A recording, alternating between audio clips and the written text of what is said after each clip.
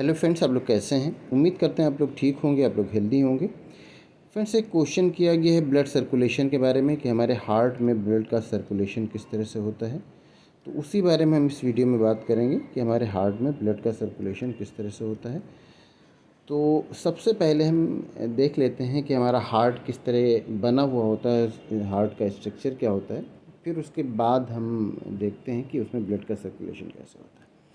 तो हम जानते हैं कि हमारा जो हार्ट होता है वो 4 चेम्बर्ड होता है। उसमें 4 चेम्बर होते हैं। इस तरह से आप देखते हैं तो ये 2 चेम्बर ऊपर पाए जाते हैं और 2 चेम्बर उसमें नीचे पाए जाते हैं। तो इस तरह से 4 चेम्बर्ड हमारा हार्ट होता है। जो ऊपर के चेम्बर हैं ये और ये दोनों आर्टरियम कहलाते हैं।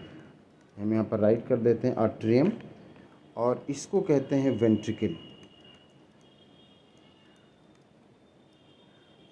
ये वेंट्रिकल हो गया। अब ये यहाँ पर ये लेफ़्ट आर्टरियम हो गया और ये लेफ़्ट वेंट्रिकल हो गया। ये लेफ़्ट वेंट्रिकल हो गया और ये राइट आर्टरियम हो गया। इसको हम टी बना दें, ये, और ये राइट वेंट्रिकल हो गया। ये राइट वेंट्रिकल हो गया। अब ये 4 चेम्बर्ड हो गया। इसका हम कलर चेंज कर लें तो ज़्यादा क्लियर हो गया। ये तो खैर 4 चेम्बर्ड हो गए। अब इसमें जो ब्लड का सर्कुलेशन होता है वो सबसे पहले जो डीऑक्सीनेटेड ब्लड होता है, डीऑक्सीनेटेड ब्लड मतलब ये कि जो ब्लड हमारी बॉडी यूज़ कर चुकी होती है, उसका ऑक्सीजन ले चुकी होती है, वो ऑक्सीजन यहाँ पर आता है। वो डीऑक्सीनेटेड ब्लड यहाँ पर आता है राइट आर्टरियम में। तो सबसे पहले ब्लड यहाँ पर आया राइट आर्टरियम में, और राइट आर्टरियम में फिर ये यहाँ पर वाल्व लगा होता है, यहाँ पर वाल्व लगा होता है, और इस वाल्व के थ्रू आता है राइट वेंट्रिकल में। ये जो वाल्व लगा होता है, इसी वाल्व के थ्रू, ये वाल्व इसलिए लगा होता है ताकि ये जो ब्लड का सर्कुलेशन है वो एक ही डायरेक्शन में रहे, सिर्फ ऊपर से नीचे के डायरेक्शन में रहे, नीचे से ऊपर के डायरेक्शन में ना आ जाए। मतलब ये कि आर्टरियम से वेंट्रिकल में तो आ सके, लेकिन वेंट्रिकल से आर्टरियम में ना आए जब भी ये पंप करे, जब भी ये प्रेशर पड़े। तो अब यहाँ पर आया, ये डीऑक्सीनेटेड ब्लड है पूरी बॉडी से, राइट आर्टरियम में आया, फिर राइट वेंट्रिकल में आया। अब राइट वेंट्रिकल से ये दूसरे वाल्व के थ्रू जाएगा लंग्स में, हमारे दोनों लंग्स में जाएगा, हमारे दोनों फेफड़ों में जाएगा। और लंग्स में जब ये जाएगा तो अब ये जो बाहर से हमने ऑक्सीजन लिया है वो ऑक्सीजन, उस ऑक्सीजन से ये ब्लड मिल जाएगा।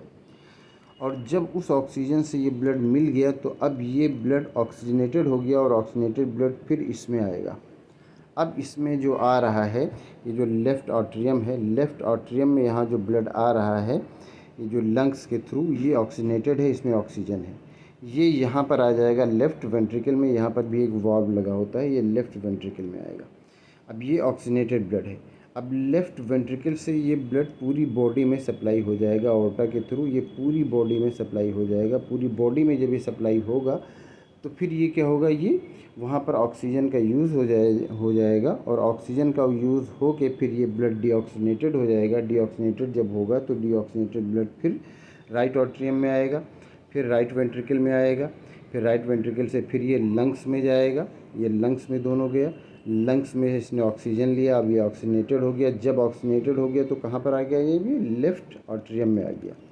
अब लेफ़्ट आर्टरियम से ये ऑक्सीनेटेड ब्लड लेफ़्ट वेंट्रिकल में आएगा, लेफ़्ट वेंट्रिकल से फिर ये ऑर्टा के थ्रू पूरी बॉडी में सप्लाई हो जाएगा, और वहाँ पर फिर ऑक्सीजन का यूज़ हो जाएगा। तो इस तरह से हमारा जो हार्ट होता है उसमें ये ब्लड का सर्कुलेशन होता है। हमारा हार्ट 4 चेम्बर्ड होता है।